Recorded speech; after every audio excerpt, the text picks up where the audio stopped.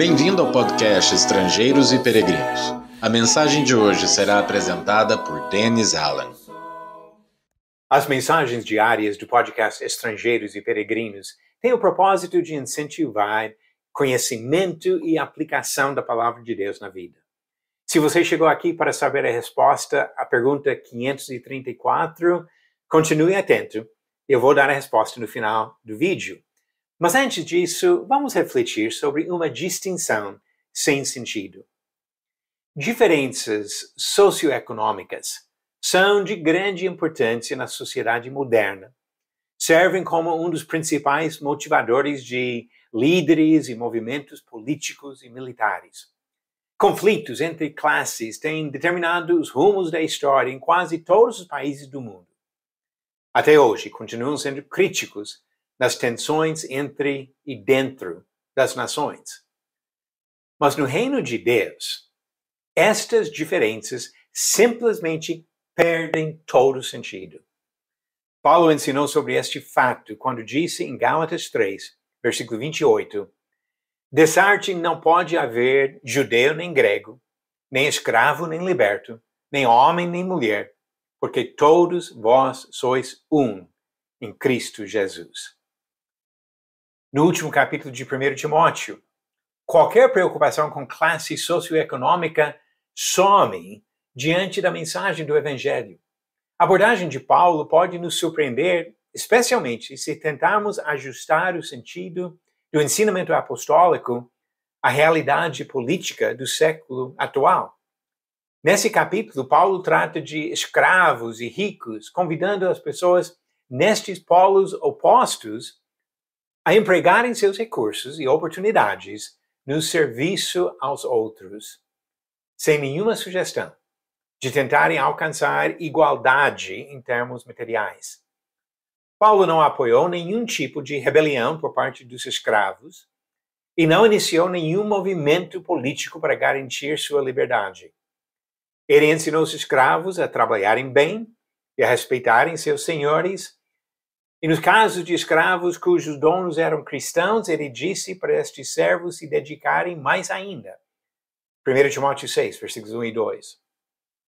No mesmo capítulo, Paulo ofereceu várias orientações para os ricos. Ele alertou todos sobre o perigo de procurar as riquezas.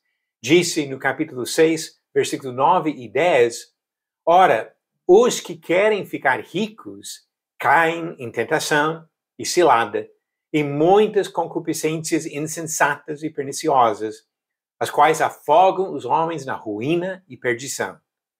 Porque o amor do dinheiro é a raiz de todos os males, e alguns, nessa cobiça, se desviaram da fé e assim mesmo se atormentaram com muitas dores." Da mesma forma que alguns se encontraram na escravidão sem ter procurado esta posição, alguns foram ricos mesmo sem buscar esta prosperidade. Paulo não condenou sua riqueza, mas ensinou o procedimento correto para os ricos. Entre as instruções que ele deu, encontramos estas orientações importantes. Primeiro, não ser orgulhoso. 1 Timóteo 6, versículo 17. O fato de possuir mais dinheiro que outros não significa superioridade ou valor maior da pessoa. Segundo, não confiar na instabilidade das riquezas. Qualquer pessoa que presta atenção nas vacilações de líderes e oscilações dos mercados na economia atual entende muito bem a ideia de instabilidade de riquezas. O dinheiro não compra o amor, não garante a saúde, não previne a morte e não leva à salvação.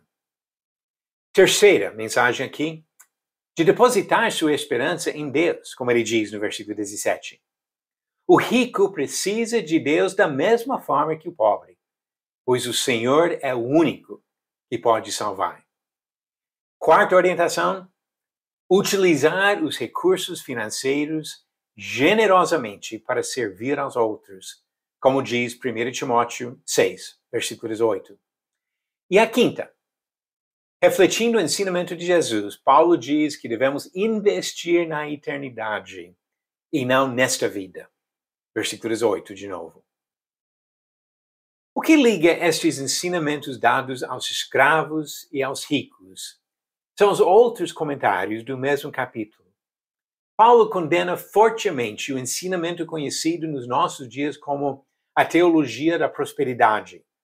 Pode ler com calma 1 Timóteo 6, do versículo 3 a 10, para ver como essa doutrina é uma distorção terrível da vontade de Deus. Ele ensina os servos de Deus a focalizarem as coisas espirituais e eternas. Versículos de 11 a 16. Vistas desta perspectiva, as posições que pessoas ocupam nesta vida simplesmente não têm importância. Tanto pobre como rico deve usar sua vida e seus recursos para servir ao Senhor e se preparar para a eternidade na presença do Criador. Paulo disse em 1 Timóteo 6, versículos 7 e 8, porque nada temos trazido para o mundo, nem coisa alguma podemos levar dele. Tendo sustento e com que nos vestir, estejamos contentes. Ok, agora vamos para a pergunta número 534. Quem foi o primeiro rei de Israel? Alternativas: A. Moisés, B. Josué, C. Saul ou D. Davi. A resposta certa, alternativa C. Saul. Diz no relato de 1 Samuel, capítulos de 8 a 10, que esse homem foi ungido pelo profeta Samuel, conforme a ordem do Senhor, e se tornou primeiro rei de Israel. E lembrando que Jesus é o nosso mestre, as diferenças que os seres humanos fazem de posições de importância por causa do dinheiro, do poder político, simplesmente não têm importância.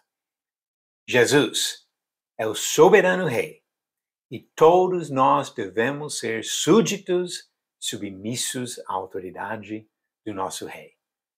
Que Deus abençoe você nessa busca de submissão ao Rei dos Reis. Obrigado por nos acompanhar nessa jornada pelas Escrituras. Volte amanhã para ouvir mais uma mensagem do podcast Estrangeiros e Peregrinos. Seguimos pelo mundo a viajar.